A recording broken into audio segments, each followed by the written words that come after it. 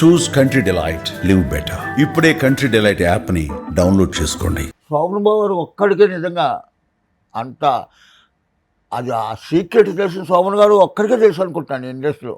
3 వంతులు నీరు ఈ సృష్టి, 1 వంతే భూమి, భూమి మీద పెట్టిన ప్రతి రూపాయి గొప్పదవుతుంది.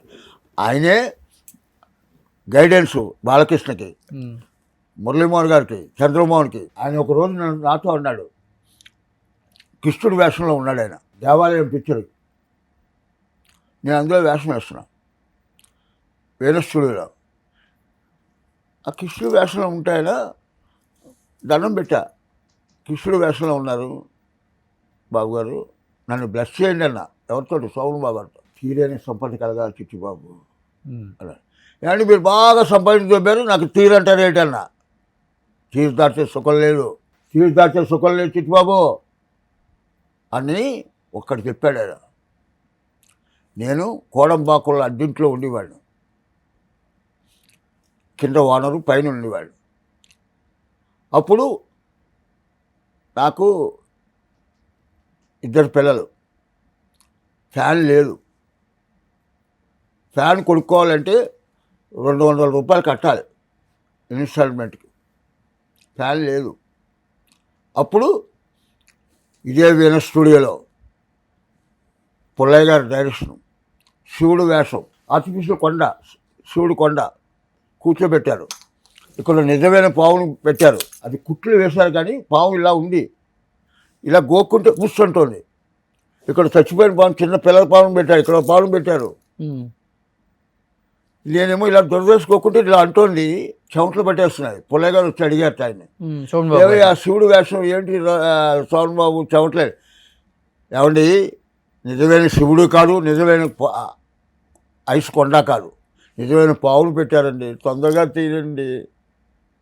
ఏంటంటే ఆ శివుడు వేషం వేస్తే 500 ఇస్తారన్నట్టు ఆయనకి.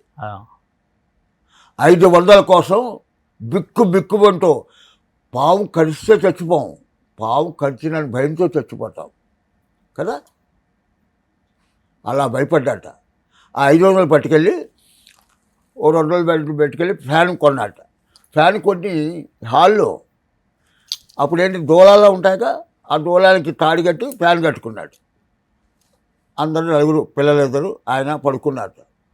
పడుకుని పొద్దున్న లేచి ఆ బాల్కనీ నుంచి పళ్ళు తోముకుంటూ కింద ఓనర్ కనపడ్డాడు. ఓనర్ గారు నమస్కారం, ఒక్క మాట పైకి వస్తారా అన్నట్ట.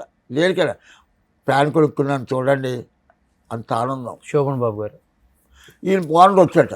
అదే నీ దూలాలు కట్టావు, మా ఫ్యాన్ పడింది దగ్గర చచ్చారు, 4 మన నామినీ చూస్తుంది కేసు, ముందు ఇప్పు అని ఇప్పించేశాట. తర్వాత ఈ దేవాలయం పిచ్చినప్పుడు మన హరికృష్ణ గారు ఎన్ని లక్షలు ఇస్తున్నారో తెలుసా? 5 లక్షలు నాకు. అప్పుడు 500 రూపాయలకి ఇదే వీణ స్టూడియో, ఇదే ఫ్లోర్ చిట్టిబాబు.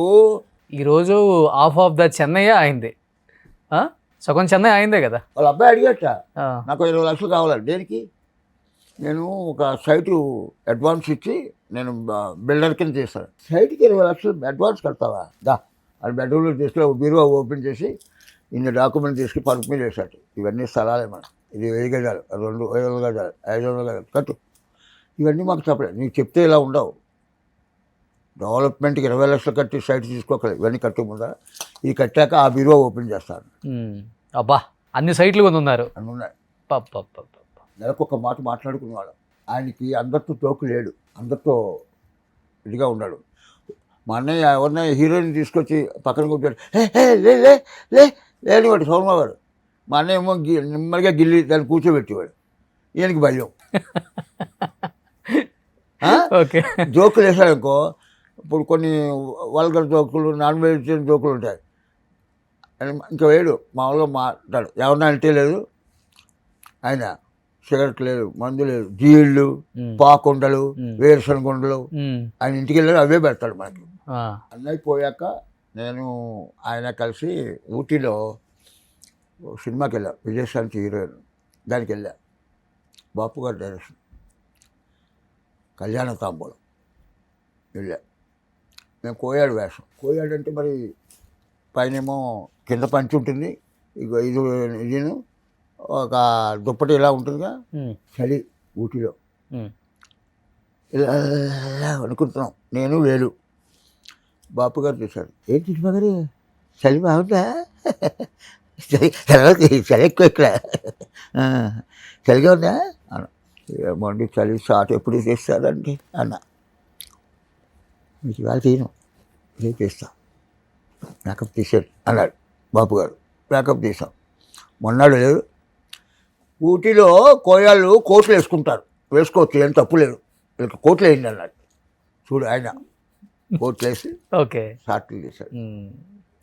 అప్పుడు శోభనవ్వ గారు ఆ షార్ట్ అయ్యాక శోభన గారు అక్కడ కూర్చుని పిచ్చి చోకులు బూతులు మాట్లాడేసుకుంటాం, కింద పడిపోతున్నాడు. బాపు గారు కట్ కట్ కట్ మా దగ్గరికి వచ్చాడు. ఏంటండి బాబాయ్, ఈ చిట్టుబాబు మామూలు కాదండి, జోకులు ఏం చిట్టుబాబు గారు ఏం చెప్పారు మాకు చెప్పండి. కాదండి ఇది నాన్ వెజిటేరియన్ జోకులు. పర్లేదు మేము కొంచెం గుడ్డి తింటాం, చిన్న చిన్న నాన్ వెజ్ చెప్పండి నాకు. అప్పటి నుంచి ఆయన రోజు పడుకునేప్పుడు నేను జోక్ చెప్తేనే పడుకోవాలి. ఓకే. ఊటీలో ఓ రోజు మానేసి మేము శుభ్రంగా వాళ్ళు ఎవరో మన సుబ్బయ్య గారు వాళ్ళందరికీ వచ్చి మందు తాగుతున్నారు, చిన్నబ్బాయి గారు అందరూ. నేను ఉన్నాను, తలుపు కొట్టాడు. ఈ నల్ల దుప్పటి లేదు, ఇలా ముసుకేసింది. ఎవరో అన్నాడు చిన్నబ్బాయి. అలా ఎవడరా అన్నాడు సుబ్బయ్య గారు. నేను బాబుని అన్నాడు. ఏంటంటే చిట్టుబాబు గారు కోపం వచ్చింది, వాళ్ళు జోకులు చెప్పలేదు. నైట్ 1 గంట 2 అవుతుంది. ఓకే. గోల్డెన్ డేస్ కదా అవన్నీ. గోల్డెన్ డేస్ ఏముంది ఇక్కడ, ఏబ్బో ఒక చిన్న వేషం, కొత్త హీరో ఆడు కాలు మీ కాలు వేసి కూర్చుంటాడు. నమస్తే బాబు అంటే అంటాడు. నేను 700 సినిమాలు చేస్తాను, నేను ఎలా ఉండాలి? అందుకోసం ఇప్పుడు అక్కడికి వెళ్ళకు, అది మాంసం కొట్టు, అది దుర్వాసన వస్తుంది, ఎముకలే దొరుకుతాయి, నీకు ఇష్టం అవుతాయి వెళ్ళు, లేకపోతే వెళ్ళకు. ఇప్పుడు జనరేషన్తో చేశారు కదా చాలా మందితో. ఏంటి నేను అందరితో చేశా. మా ఎవడు చెప్పారుగా, నాగార్జున బండితో చేయలే, బండితో చేయలే. ఇతను ఎవడు మన కృష్ణ అబ్బాయి మహేష్ బాబుతో చేశా. జూనియర్ ఎన్టీఆర్,